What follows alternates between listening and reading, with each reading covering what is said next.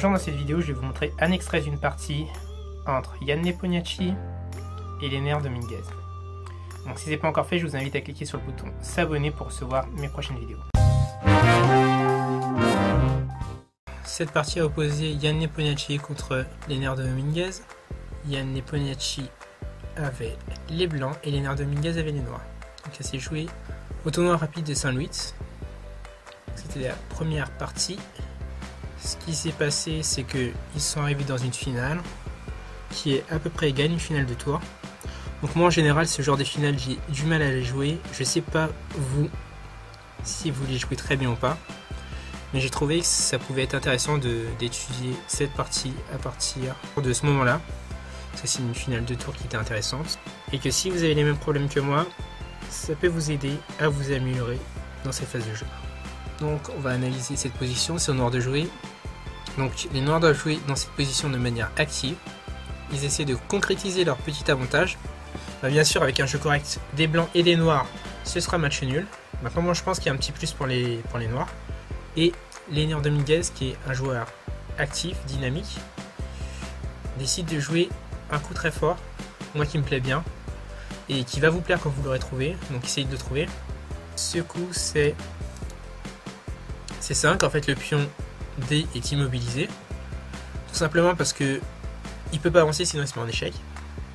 Donc ça c'est assez logique, et on menace de gagner le pion D4.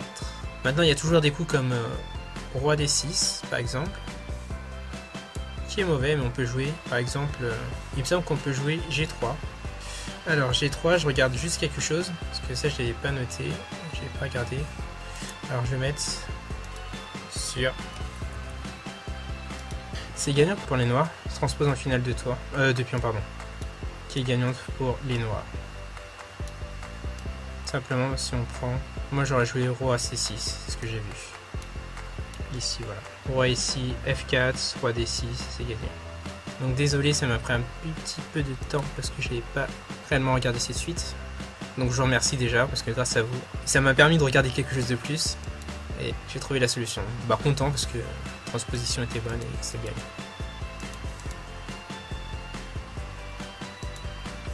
Ok, alors, donc les blancs ont joué roi B5. Bah ce qui est bien, c'est qu'en jouant roi B5, ils menacent tour B6 en fait. Le pion B6 est faible. Donc Jan Nepomniachtchi c'est un joueur actif, et dès qu'il a la possibilité de jouer actif, il le fait. Donc roi B5 c'était logique. C'est un coup qui ressemble à Jan et un coup qui est fort. Ce qui se passe ensuite, c'est que c'est au noir de jouer, donc essayez de trouver le coup des noirs. Leonard Dominguez a joué roi D4. Donc les noirs menacent de donner échec et mat en jouant tour B4 au prochain coup. Bien sûr, Jan Nepomniachtchi c'est un fort joueur. Et même si on n'est pas fort joueur en général, je pense qu'on a vu cette menace. Moi, on va essayer d'apparaître tout simplement en jouant. Donc il y avait deux possibilités, soit roi B6 ou soit roi G7. Qu'est-ce que vous choisissez? Sachant que les deux possibilités mènent au match nul.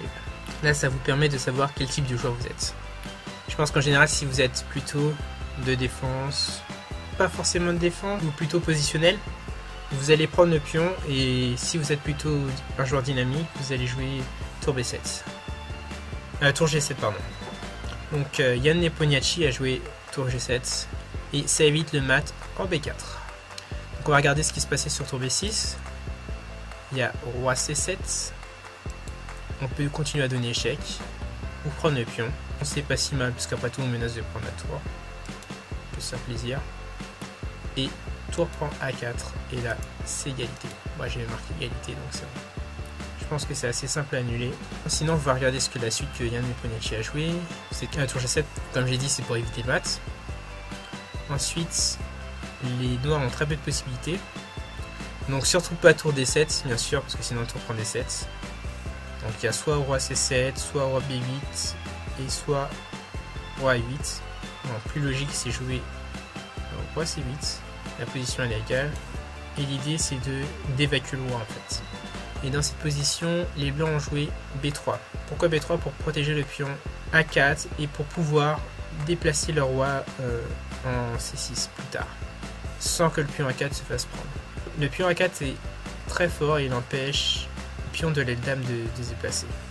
Et dans cette position, donc il a joué B3. Ensuite, ce qui s'est passé, c'est qu'il a joué Léonard Dominguez. Il y a un joueur où j'étais dans son club justement, qui avait le même nom de famille. Donc s'il regarde cette vidéo, il va se reconnaître. Petite dédicace à lui. Allez, on retourne dans le jeu. C'est au noir de jouer. Que joue-t-il? Tour B4. En fait, les noirs menacent de prendre le pion B3. Et ensuite, quand on prendra le pion B3, ce sera de pousser le pion C jusqu'à la case C1 et le transformer en dame. Donc les blancs décident de jouer actif et jouent roi C6. Pour créer une situation de maths, l'idée c'est de jouer tour G8 qui donnera échec et maths.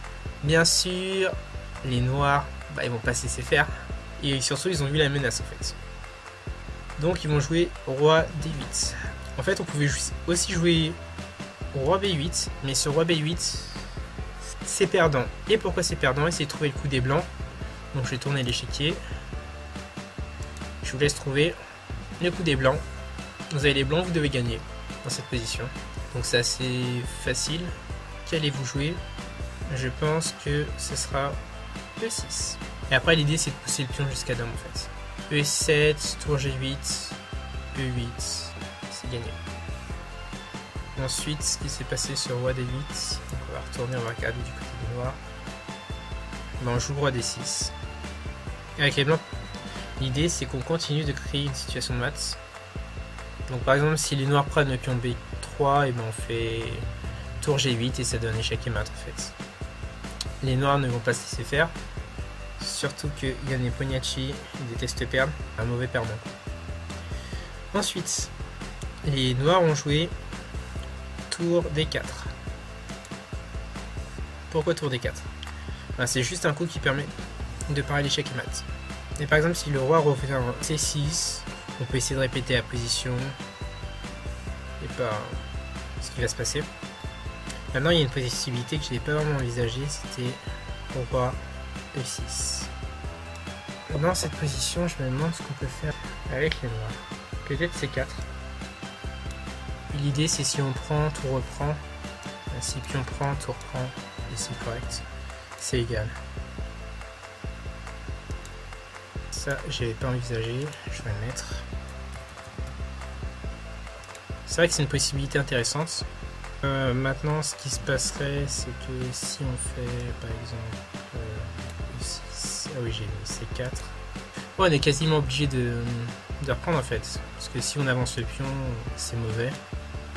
Et là, on peut faire par exemple C3 et ça gagne. Non, il y a la prise ici. On n'est pas pressé, on peut reprendre le pion. Et après, ces deux pions là, ils sont fous en fait. Deux pions liés. J'étais tenté de jouer C3, mais en fait, C3, je suis même pas sûr que ça gagne. C4. Alors, soit B4. Je regarde C3. Mais si on joue C3, il y a des menaces comme tour G8, roi C7, tour G7. Enfin, je sais pas, c'est pas très clair. Alors que si on reprend, c'est totalement gagnant. Ensuite, on retourne à la partie. Donc, roi C6 ça a été joué. Donc on aurait pu rejouer la tour en B4. Mais ce qui est mieux, c'est de jouer C4 en fait. Ça simplifie la position. Et les blancs pourront vraiment rien faire ici. Donc le mieux c'est de reprendre, bien sûr. Si on joue B4, donc je vous laisse trouver le coup pour les noirs, pardon. Tant pour moi. Si on joue B4, je vous laisse trouver le coup pour les noirs, qui est assez simple à trouver. Et ce coup c'est C3, qui là fonctionne. Simplement parce que si on nous donne échec, l'idée c'est d'aller jusqu'en E5. Et ce qui est bien justement avec C3, c'est que la tour ne peut rien faire et l'idée c'est qu'on n'a plus qu'à pousser le pion C et on arrive à dame. Alors si les blancs s'amusent à prendre les pions, ils peuvent le faire, mais on arrive à dame en premier. Et ensuite c'est abandon pour les blancs.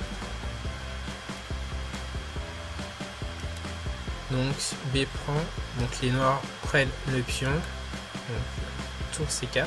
Après, on peut prendre le pion B6 comme dans la partie. L'idée c'est d'essayer d'avoir un pion passé, tout sur la colonne A, mais le problème c'est que ce pion passé, il va pas exister en fait. On prend et les noirs décident justement de reprendre. Et là c'est facilement mieux. Simplement les blancs sont plus actifs, mais les noirs ont un pion de plus qui est pas assez pour gagner. En fait, ce qui se passera, c'est que même si les noirs n'avaient plus les 2 pions, la partie serait nulle. Donc les noirs ils ont 0 risque. Et les blancs ils ont une petite menace, mais en fait qui sert à rien en fait. Donc les blancs jouent roi b5. Et pourquoi les blancs jouent roi b5? Tout simplement que ça permet de gagner un pion et de réduire le danger en fait. Et ici, dans cette position, les joueurs se sont mis d'accord pour faire nul. Donc ça veut dire que comme les blancs viennent de jouer, c'est-à-dire que Yann Nepomniachtchi a proposé nul et Leonard Dominguez a accepté. Et une suite qui était possible, donc c'est roi b5, donc ça attaque la tour s'éloigne et la tour prend le pion. Ou sinon, tour e4 qui menace de prendre le pion. Et on peut prendre le pion a5 et c'est match nul. Si tour prend par exemple, bon là j'ai mis que c'était égal, mais si tour prend, roi b4 et c'est match nul.